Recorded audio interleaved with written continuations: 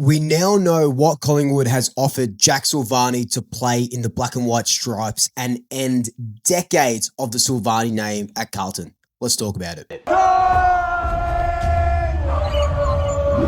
So as you can see from the article here via Sam McClure and Peter Ryan in The Age last night, we now know exactly what Collingwood and what Carlton have offered Jack Silvagni for 2026. Now, Carlton has had a 4-year, $600,000 a year deal in front of Silvagni most of the year, and Collingwood's offer is exactly the same. Sam McClure said this on Footy Classified yesterday.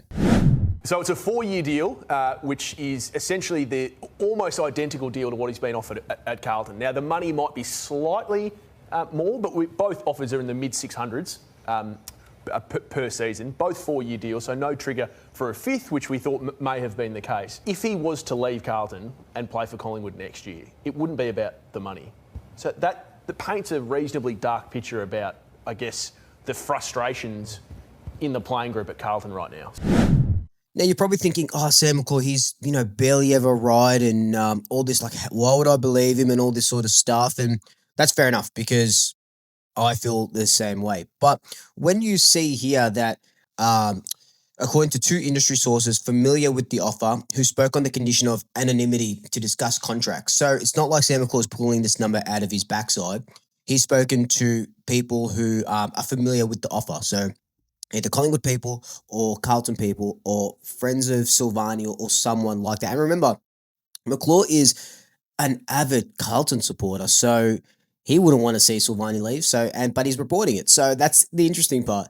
Now, as we scroll more down this article, both offers are mid-600,000. So, which means Silvagni's decision will have little to do with the money. Now, I think I theorized in my last video that it would be about 800,000 to sort of pry him away.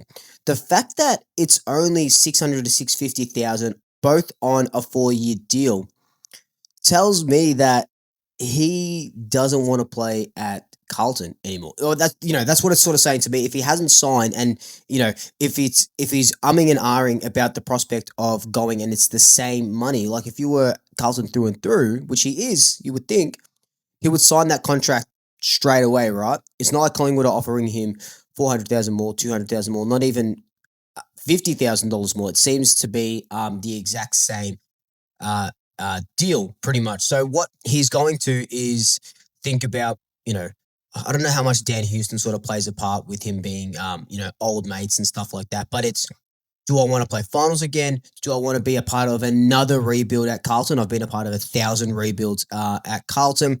Is this a better chance to win a premiership? I'll be one of the leaders at Collingwood if I go there. He's only 27. I think he turns 28 later on in the year. So he's at a good age bracket. He'll be, the Jeremy Howe replacement down back. Does he have a bigger role at Collingwood than he would at Carlton? Have Carlton, not treated him well this year? Like, I don't know, all of that sort of stuff. But that's what he'd be weighing up. Finals or rebuild is the biggest thing. And if he doesn't come to Collingwood are throwing this money out there and this contract out there, and if he doesn't come to Collingwood, that's okay as well. He wants to keep the Silvagni name at Carlton, but I really, really do think that he's off to the Magpies next year.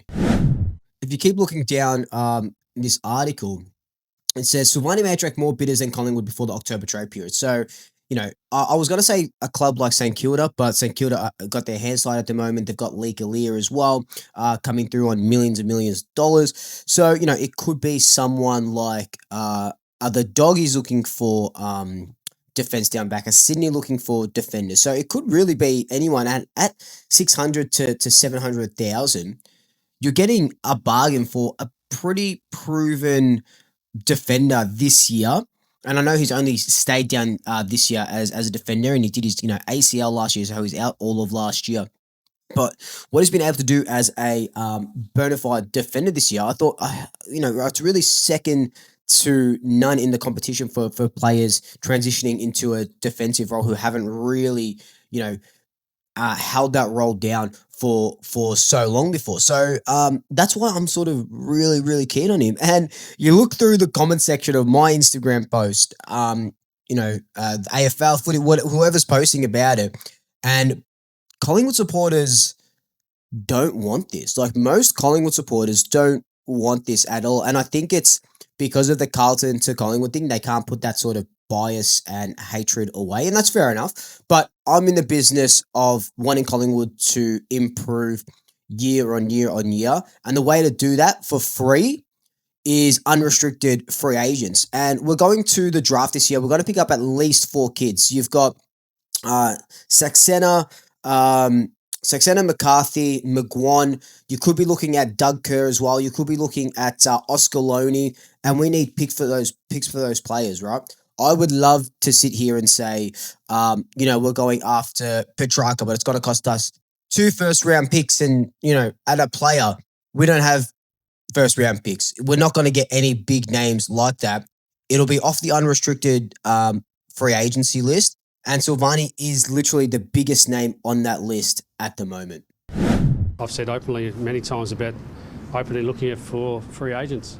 Unrestricted free agents is something that we want to continue to explore, and whether it's Jack or someone else, we'll step into that, and because we don't want to stand still. We want to be better than what we are now next year, and we'll look at avenues to bring players in that we think that can do that. Have you met with him? Would you meet with him?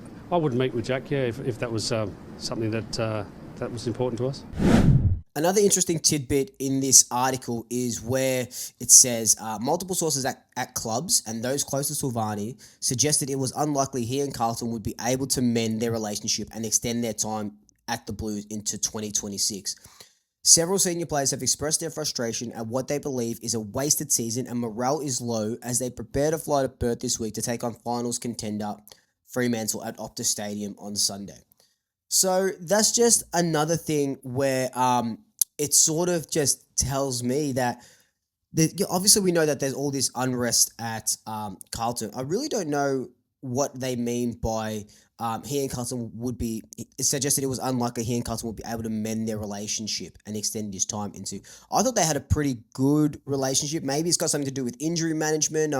He does have a fair bit of injury history, and that could be something that wanes us off a little bit. But it was also reported, I don't know where it was reported, but it was also reported that he had a medical at Collingwood. I'll try and find that and post it here if I can find it. But I did see that he had a medical and he passed that medical.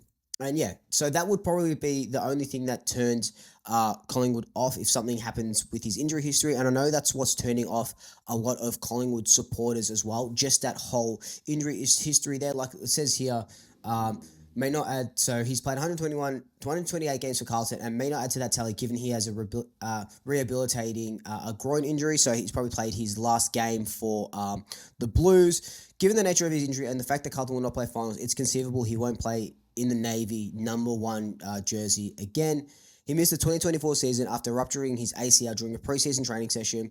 In the previous season, he has played 37 of a possible 49 matches. So that's not actually too bad. So that's only he's only missed 12 games in 2 seasons prior. So that's okay. I absolutely don't mind that. You get injuries every now and then. Hell, has missed that as well. Frampton has missed that. Jordan Ngoe, like if we're going to talk about injury history, Jordan Ngoe is missing weeks and weeks and weeks over the last 2 years. So, and he's pretty much in the same age bracket as Silvagni or thereabouts. So, look, I think all in all, with this revelation that is 600,000, that is peanuts compared to what St Kilda are offering Leek Aaliyah, who's only played like 19 games or something, or what they're offering to Conning and stuff. Like Wangani Miliera is different because Naz is just a freak, so he needs $3 million a season.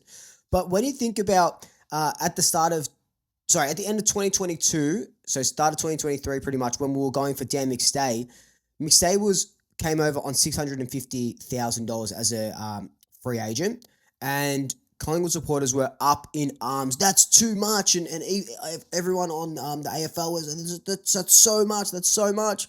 Then you look back on it, you're like, that's a bloody bargain. Like 600,000 now with the CBAs and everything increasing is absolutely nothing. 600,000 has got to be the median price for just players just in general, and 600,000 at 4 years, people were saying, "Oh, we don't have cap space." Oh, we have cap space. There's going to be players retiring this year. We're going to get rid of some players. We're going to be a little bit younger next year, especially with all these rookies sort of coming through. So I think we're in a really good position, and I want to see Collingwood improve year on year, and we definitely need a defender. Look like, we haven't been able to play really well without Frampton and Howe in the team. Howe's not getting any younger. Frampton's not getting any younger. Can Charlie Dean hold his spot?